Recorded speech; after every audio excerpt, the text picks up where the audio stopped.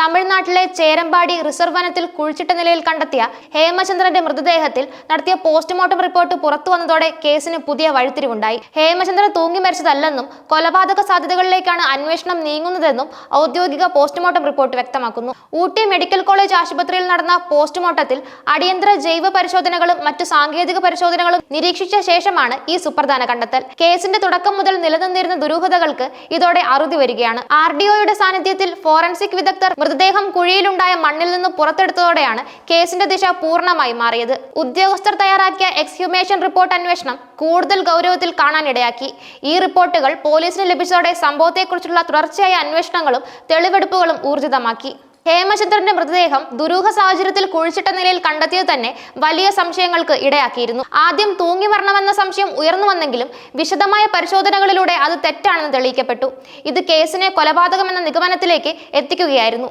കഴിഞ്ഞ മാസമാണ് ഹേമചന്ദ്രനെ കാണാതായത്. തുടർന്ന് ബന്ധുക്കൾ പോലീസിൽ പരാതി നൽകുകയും അന്വേഷണം ആരംഭിക്കുകയും ചെയ്തു. ചേരമ്പാടി വനഭാഗത്തുള്ള അന്വേഷണത്തിലാണ് കുഴിച്ചിട്ട നിലയിൽ മൃതദേഹം കണ്ടെത്തിയത്. വിജനമായ വനത്തിനുള്ളിൽ ഒരാളുടെ മൃതദേഹം കുഴിച്ചിട്ട നിലയിൽ കണ്ടെത്തുന്നത് തന്നെ വലിയ ദുരൂഹതയാണ് സൃഷ്ടിച്ചത്. സാധാരണഗതിയിൽ ആത്മഹത്യയാണെങ്കിൽ പോലും പ്രാഥമിക പരിശോധനയിൽ തൂങ്ങിമരണത്തിന് ലക്ഷണങ്ങൾ പ്രകടമല്ലെന്ന് മനസ്സിലായതോടെയാണ് മൃതദേഹം പോസ്റ്റ്മോർട്ടം ചെയ്യാനും കൂടുതൽ ശാസ്ത്രീയ പരിശോധനകൾക്ക് വിധേയമാക്കാനും തീരുമാനിച്ചത്. ഊട്ടി മെഡിക്കൽ കോളേജ് ആശുപത്രിയിൽ ഫോറൻസിക് വിദഗ്ധരുടെ മേൽനോട്ടത്തിൽ നടന്ന പോസ്റ്റ്മോർട്ടം അതിസൂക്ഷ്മമായിരുന്നു. മൃതദേഹത്തിലെ ഓരോ പരിക്കും ഓരോ അടയാളവും വിശദമായി പരിശോധിച്ചു.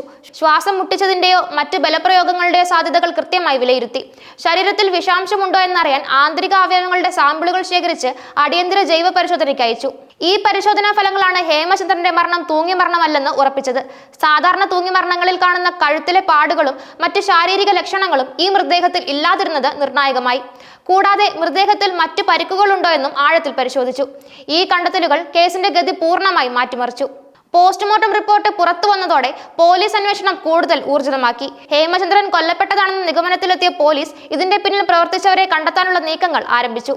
അതിവേഗം നടത്തിയ അന്വേഷണത്തിൽ 4 പേരെയാണ് ഇതുവരെ പോലീസ് അറസ്റ്റ് ചെയ്തത്. ആദ്യം ജ്യോതിഷ് കുമാർ, അജേഷ്, വൈശാഖ് എന്നിവരെയാണ് അറസ്റ്റ് ചെയ്തത്. ഇവരെ വിശദമായി ചോദ്യം ചെയ്തതിൽ നിന്നാണ് സംഭവത്തിൽ നൌഷാദിനും പങ്കുണ്ടെന്ന് പോലീസ് തിരിച്ചറിഞ്ഞത്. തുടർന്ന് നൌഷാദിനെയും പോലീസ് പിടികൂടി.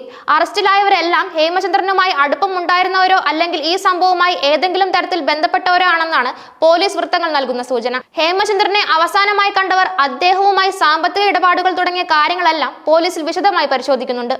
അറസ്റ്റിലായ പ്രതികളെ ചോദ്യം ചെയ്തതിൽ നിന്നും കേസിന് നിർണായകമായ പല വിവരങ്ങളും ലഭിച്ചിട്ടുണ്ടെന്നാണ് സൂചന. കൊലപാതകത്തിന്റെ കാരണം, നടന്ന സ്ഥലം, എങ്ങനെയാണ് മൃതദേഹം വനത്തിലെത്തിച്ചത്, കുഴിച്ചിടാൻ ആരൊക്കെ സഹായിച്ചു തുടങ്ങിയ വിവരങ്ങളെല്ലാം പോലീസ് കണ്ടെത്താൻ ശ്രമിച്ചുകൊണ്ടിരിക്കുകയാണ്. കൊലപാതകത്തിന് പിന്നിലെ യഥാർത്ഥ കാരണവും ഇതിന് പ്രേരിപ്പിച്ച സാഹചര്യങ്ങളും പുറത്തു കൊണ്ടുവരേണ്ടതുണ്ട്. ഹേമചന്ദ്രന്റെ കൊലപാതകത്തിന് പിന്നിൽ വ്യക്തിപരമായ വൈരാഗ്യങ്ങളോ സാമ്പത്തിക തർക്കങ്ങളോ അതോ മറ്റെന്തെങ്കിലും കാരണങ്ങളാണോ എന്നതിനെക്കുറിച്ച് പോലീസ് വ്യക്തമായ ചിത്രം നൽകിയിട്ടില്ല.